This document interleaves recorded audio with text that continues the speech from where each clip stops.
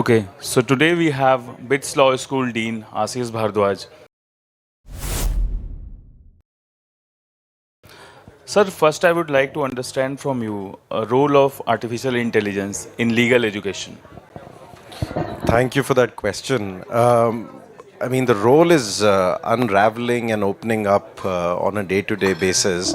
But what we are essentially seeing is new ways of applying intelligence, which is already out there, either through human cognitive abilities or through advancements in machine learning or natural language processing based tools that can further improve the way we work, improve the way we access solutions to problems, and specifically in court administration and legal practice, we are seeing a very specific solution that we as a country face, and which is an already overwhelmed court system that faces case burden, that faces long pendency.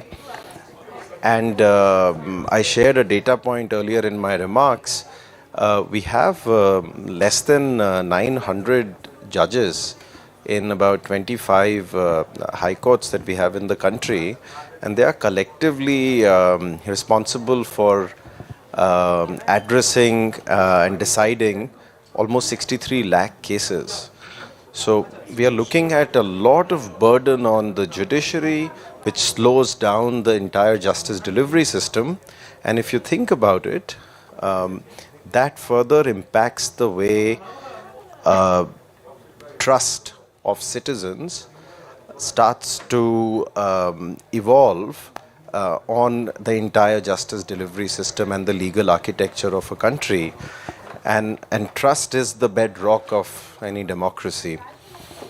It also has implications on business and investments. The whole idea of ease of doing business, wanting to invite investments, that gets compromised when industries, when firms see that their matters are taking more time than the time that they should be taking.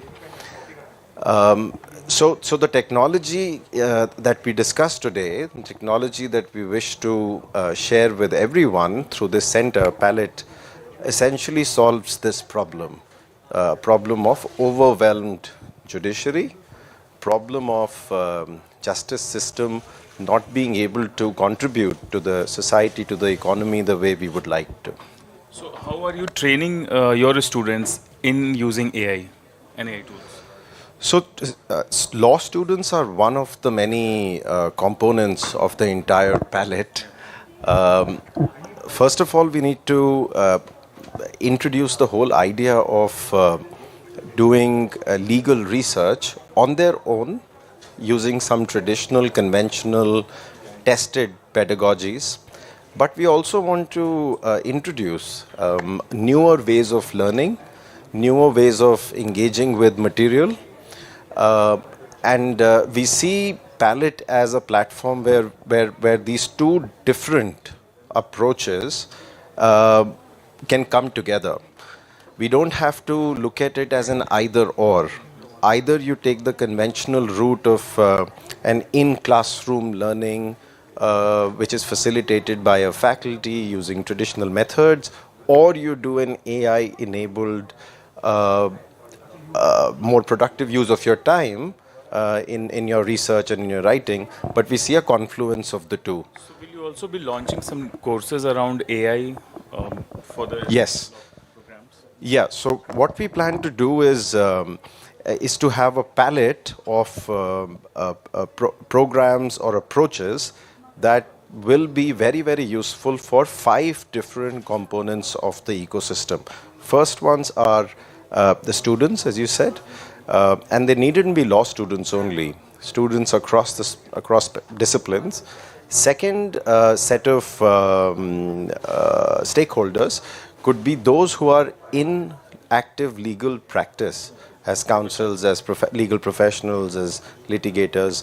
The third set of stakeholders are in-house teams of corporate firms or public companies. They all are as you heard from other panelists, wanting to bring about more efficiencies, cost optimization, process improvement.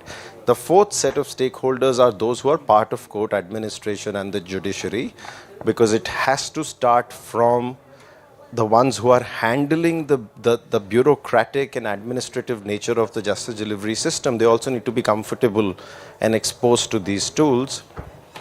And fifth and finally are researchers and faculty members and professors who are the bridge between the students, the young learners, and the practitioners or the jurists at the end.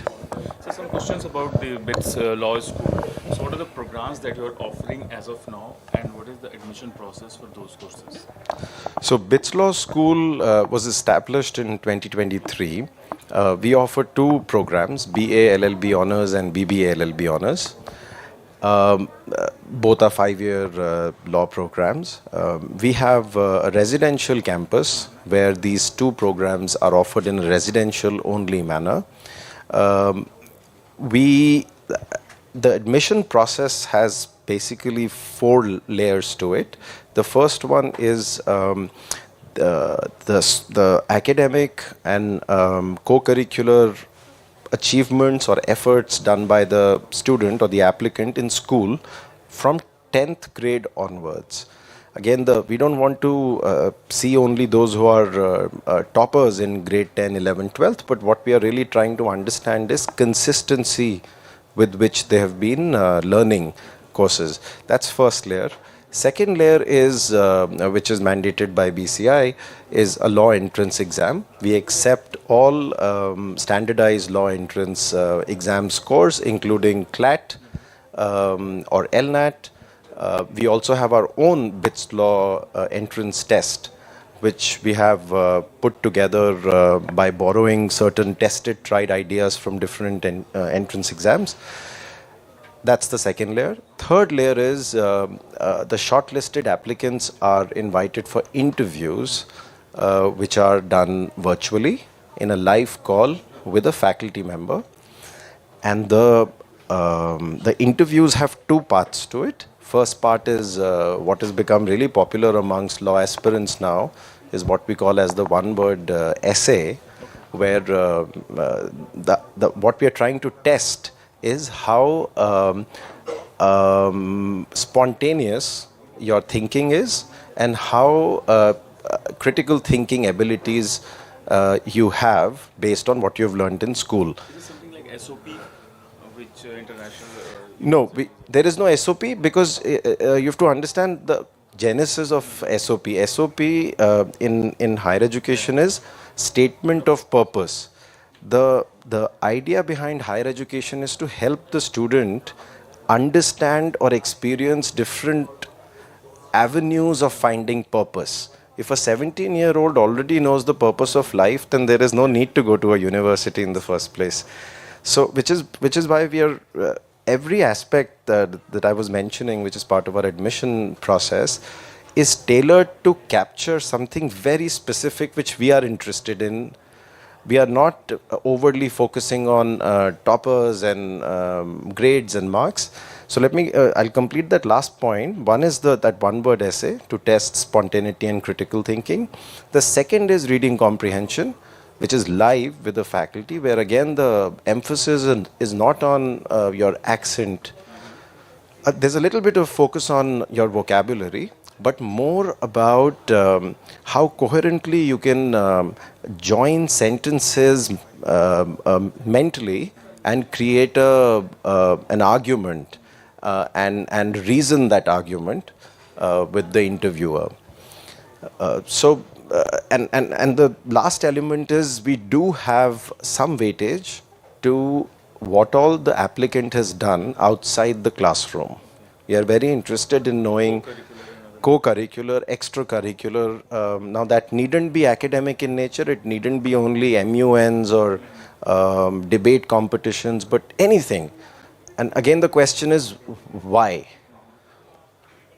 What we are trying to measure when we look at extra or co-curricular activities is where do your interests lie? And if you have identified an interest for yourself, it could be anything. It could be playing with clay, or it could be chess.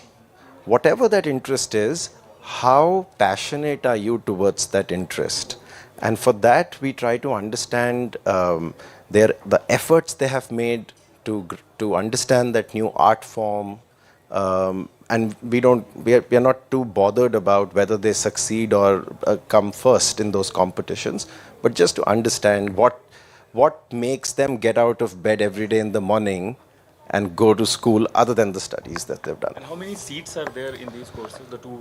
So we in our BBA program slightly niche.